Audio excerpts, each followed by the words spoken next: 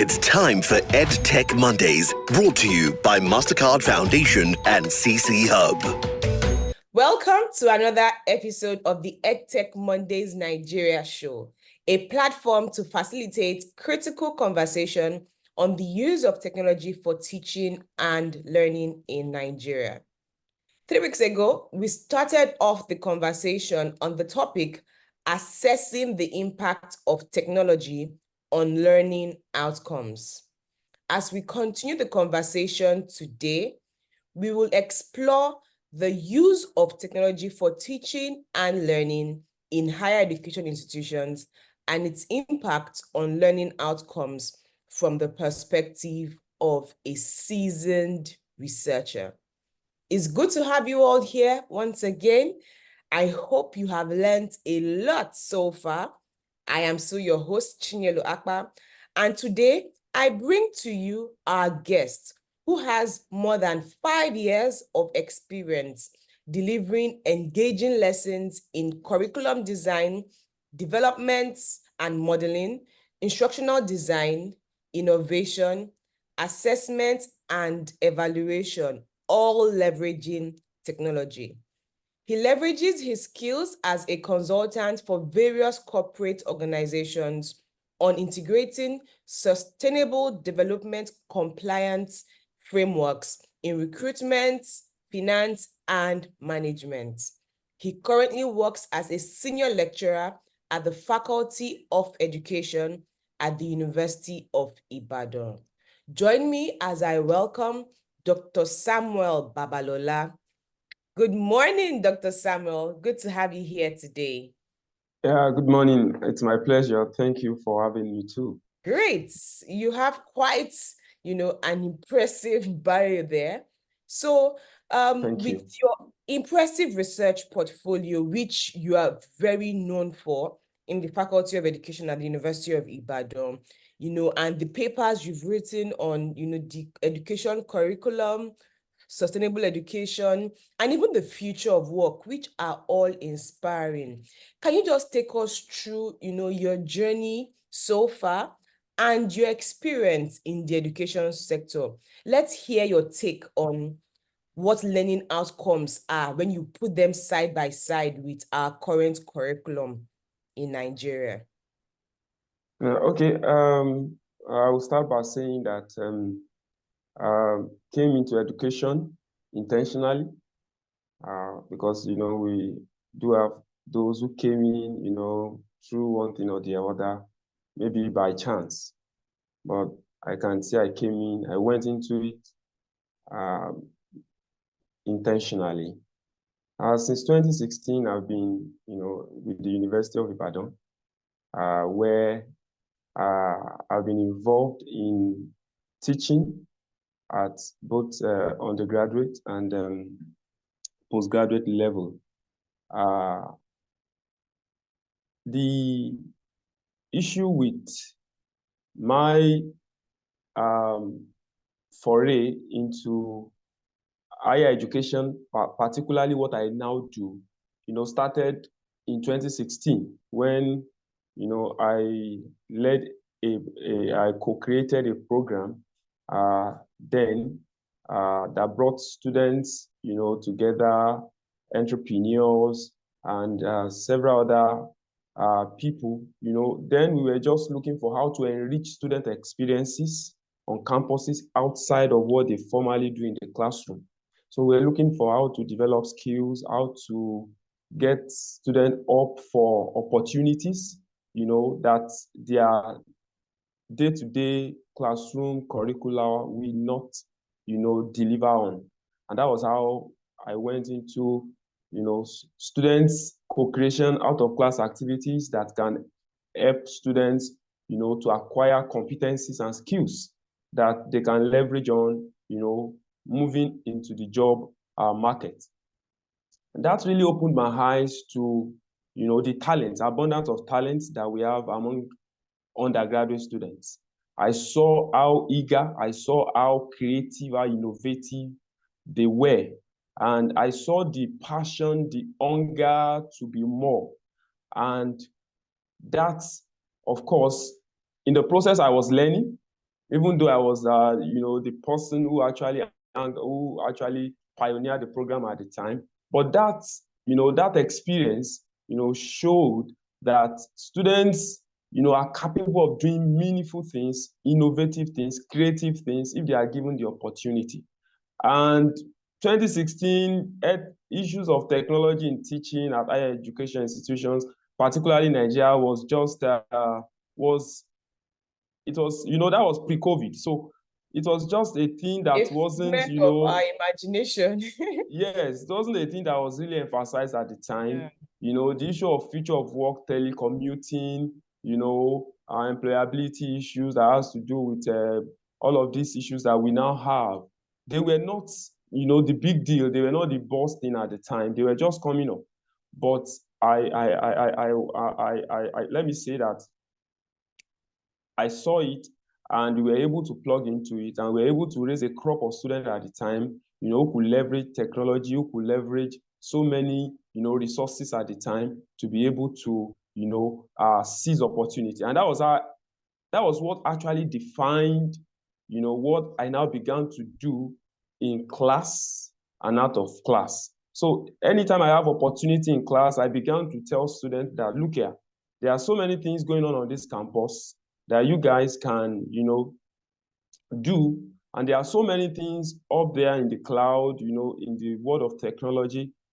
There are so many courses, so many certifications, so many things you can get your hands into, that can, enhance your skills, and that can give you a kind of a start, entry into the labor market. So that was how I got into it.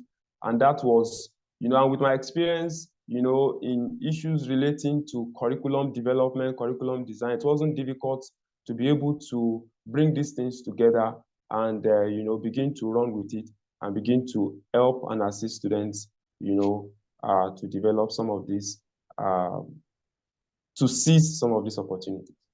Great. Thank you so much, Dr. Samuel. I like to always ask this question as, my beginning conversation here on the EdTech Mondays show, because it just helps our listeners understand, the journey for everyone, who we are privileged to speak to, and how they came about wanting to make an impact in education. And for you, it's interesting to hear that it's, it was an intentional progress. It was an intentional decision, and you have continued on that path ever since.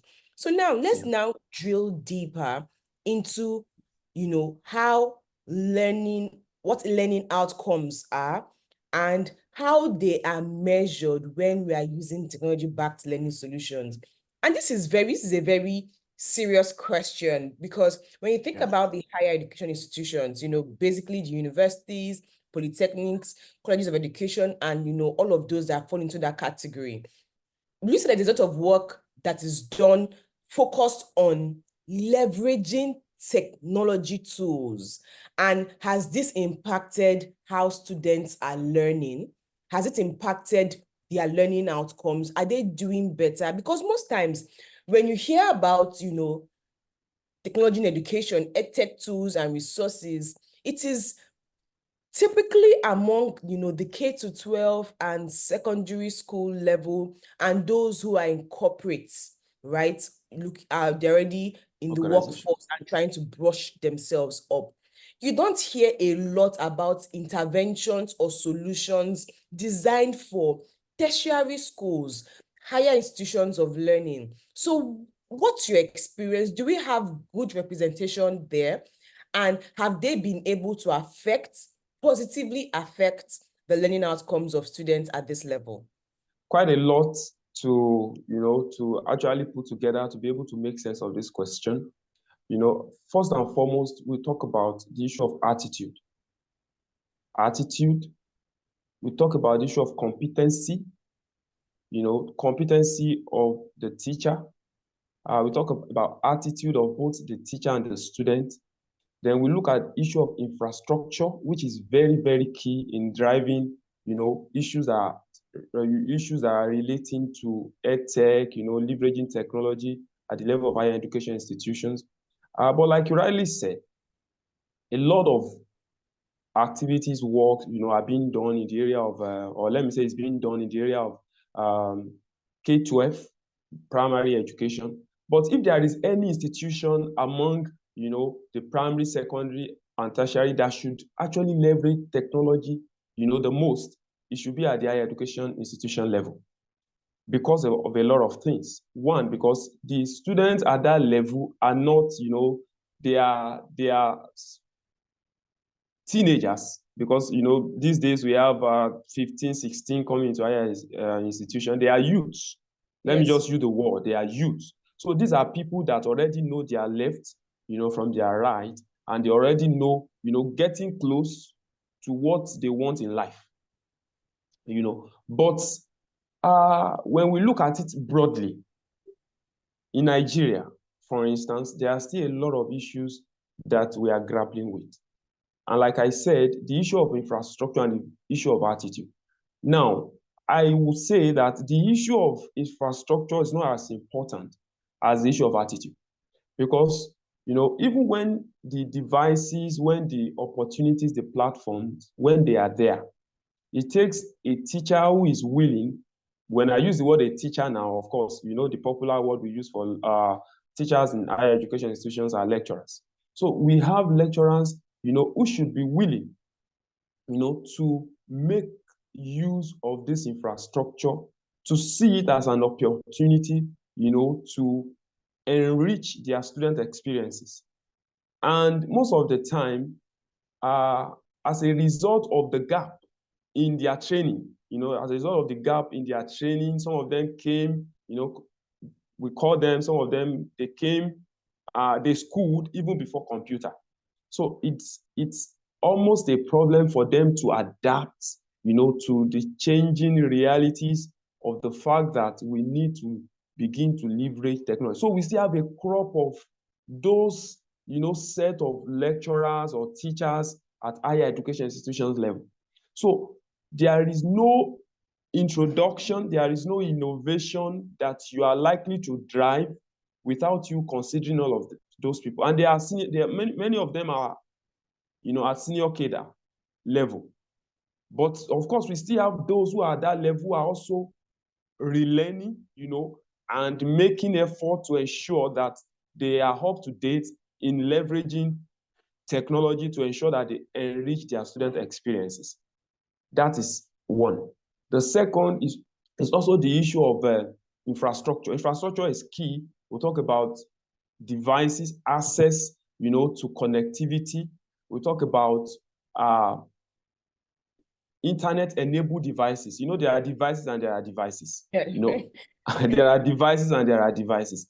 Then we talk about, the software, learning management systems, and some of these things that can enable, the school, to be able to ensure that they are able to drive these things. But most of the time, you see, what we have is that we have institutions who do not have sufficient infrastructure. They do not have the fund.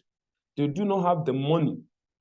And because the money is not there, many of them are unable to have an homegrown system. They are unable to come up with, a kind of homegrown solution or a kind of institutionally compliant systems that can drive the vision of their technology. So they have to leverage the popular, platforms. They have to make use of Telegram, sometimes make use of, I remember our experience in 2021 post-COVID, when we started the emergency remote teaching to the University of Ibadan.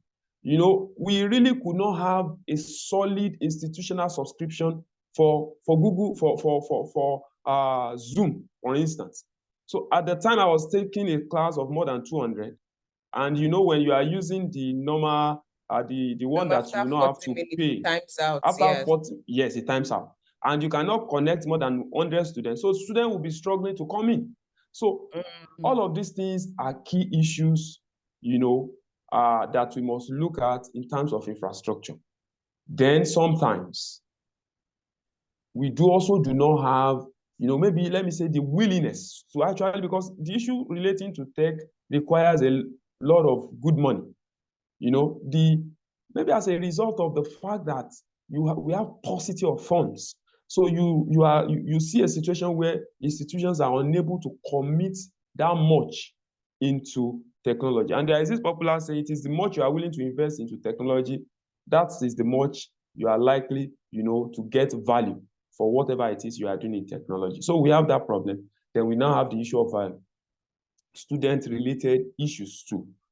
We have issues with students who are unwilling, students who are unwilling to also adapt, who are unwilling to learn, unwilling to change using that platform. And when you look at all of these issues together, you discover that we still have a lot of issues we are grappling with at the higher education institutions level. But let me just quickly say this, that is not to say that a lot of effort is not being made to ensure that some meaningful learning, are taking place in terms of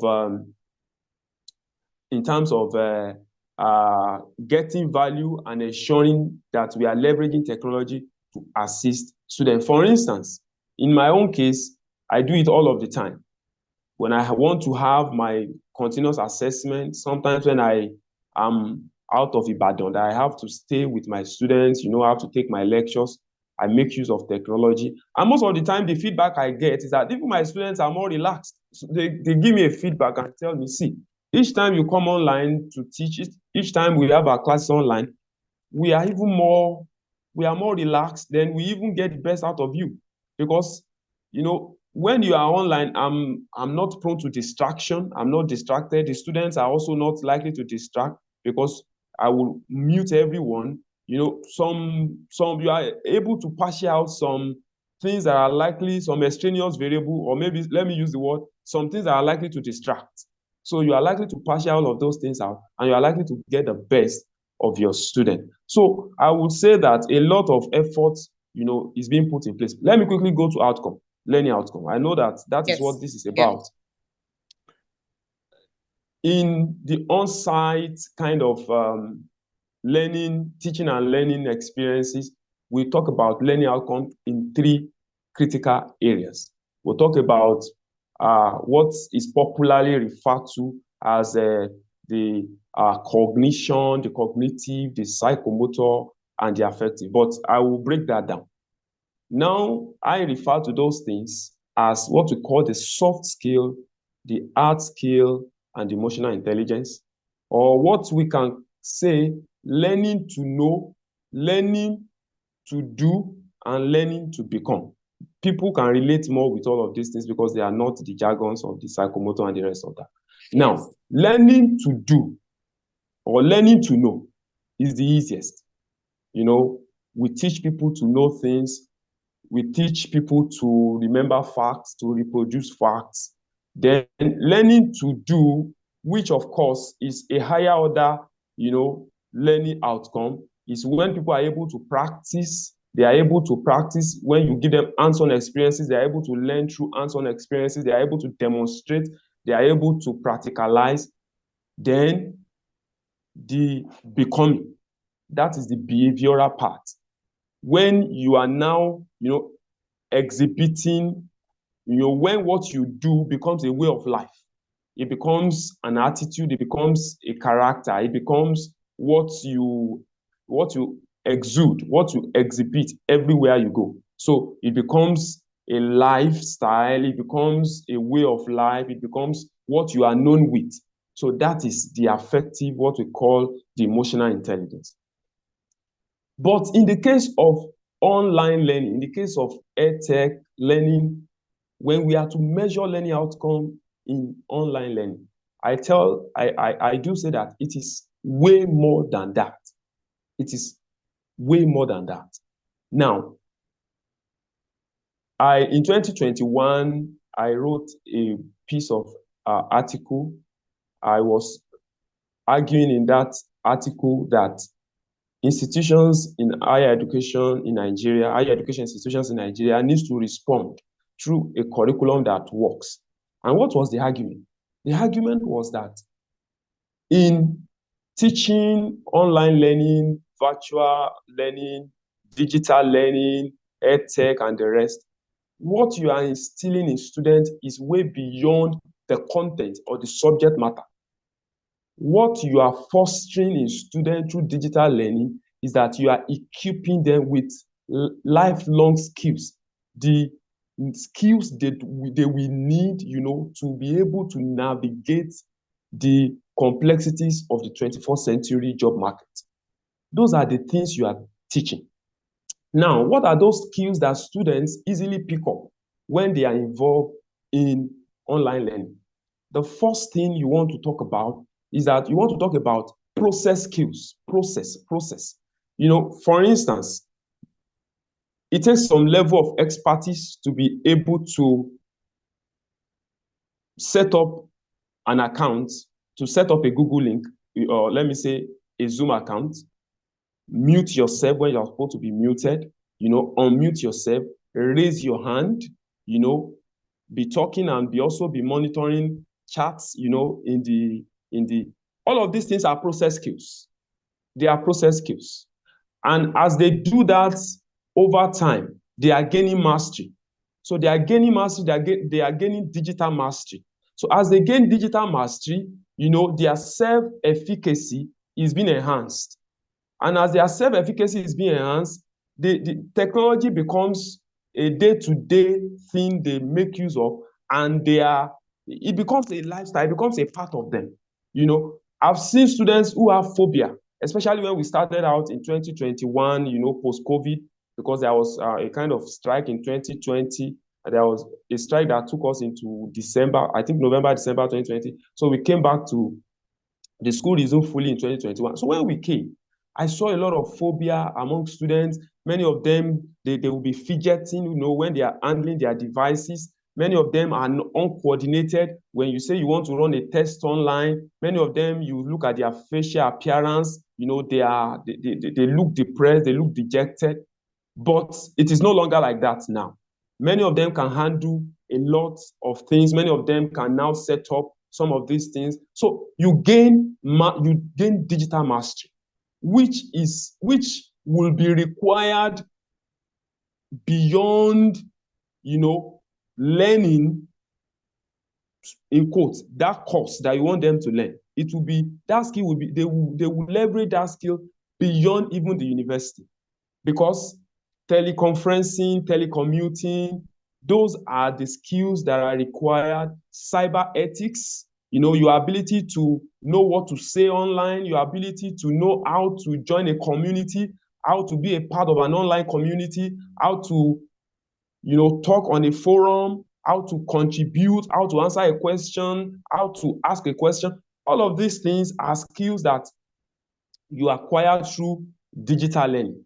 It is when all of these things are taking place that students are gaining efficacy, what we call digital efficacy. They are becoming, self-reliant. They are coming up with skills that they can leverage, to begin to do things for themselves, in the job market. And of course, you have what we also call capacity for life. I'm sorry, I have to just say some of these things. Then you have capacity for lifelong learning. With digital skills, students are able to source for materials online.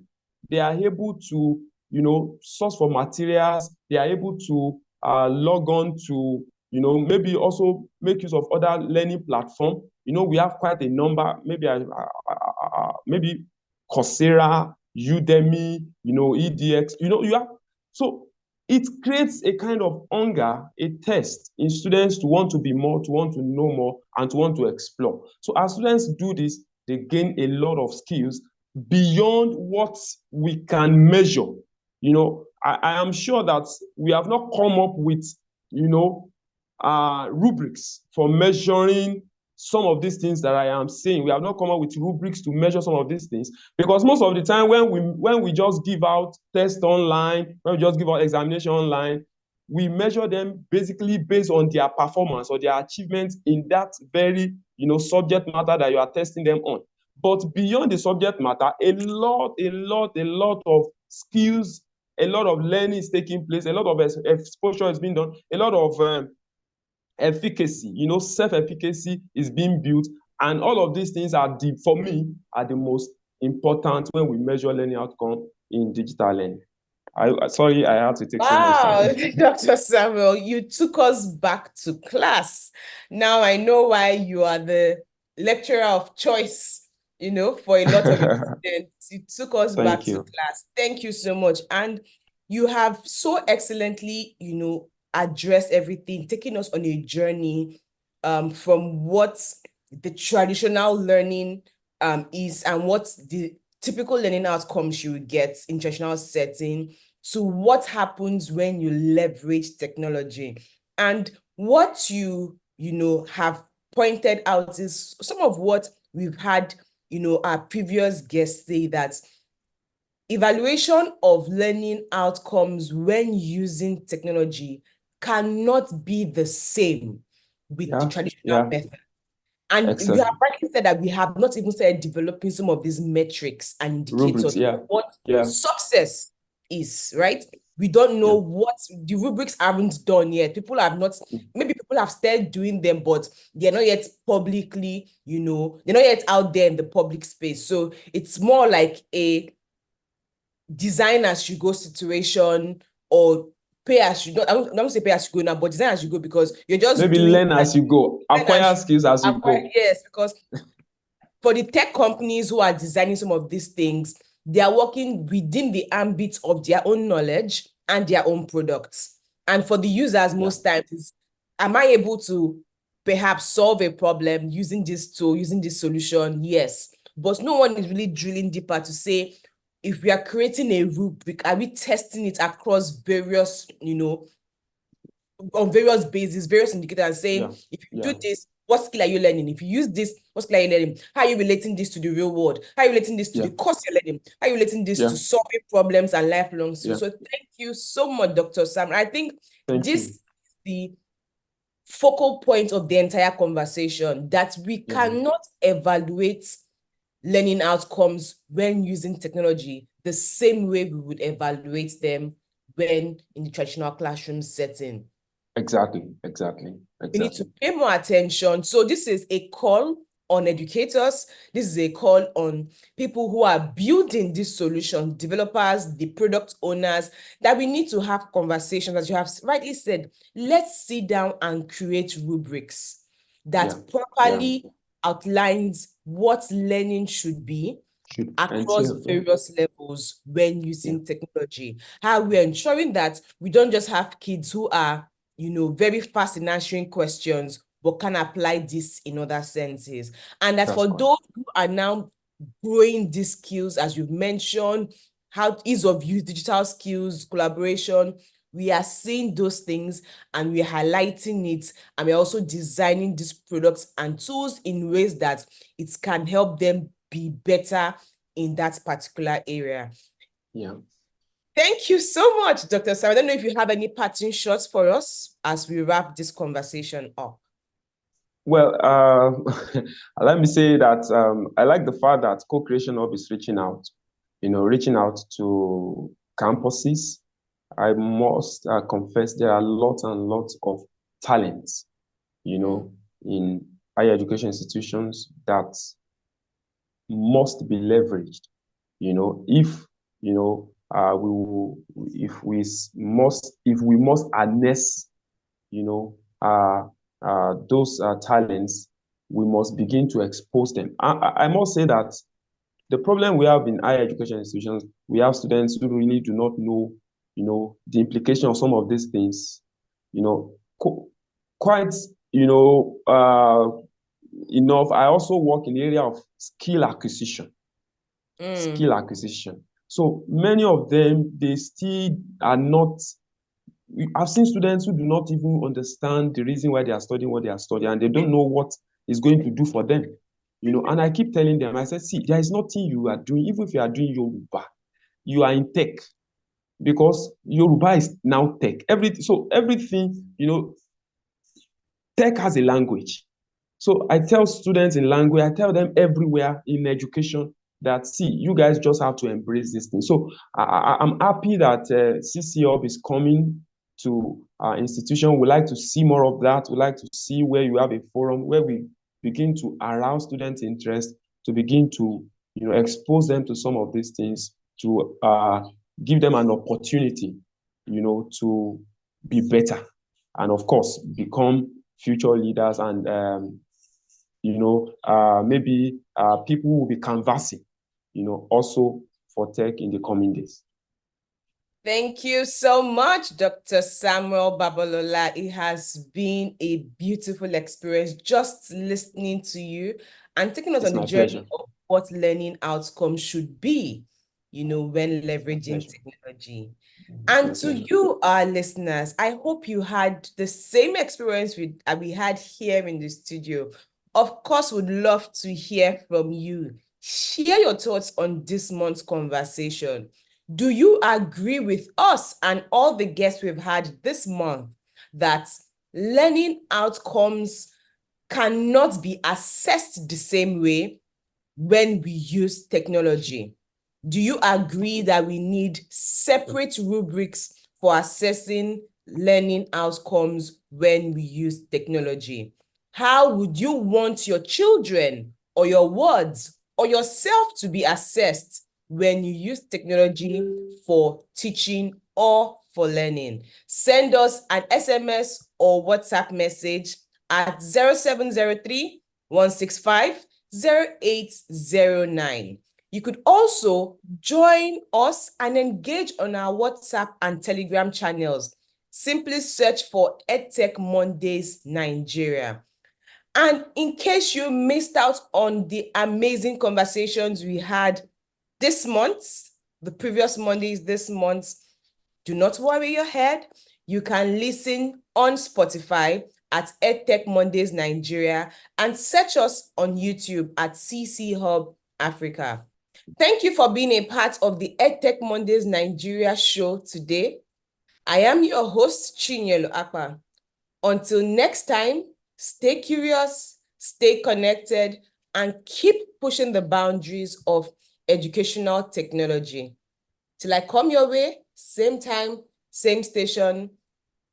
It's bye for now. It's time for EdTech Mondays, brought to you by MasterCard Foundation and CC Hub.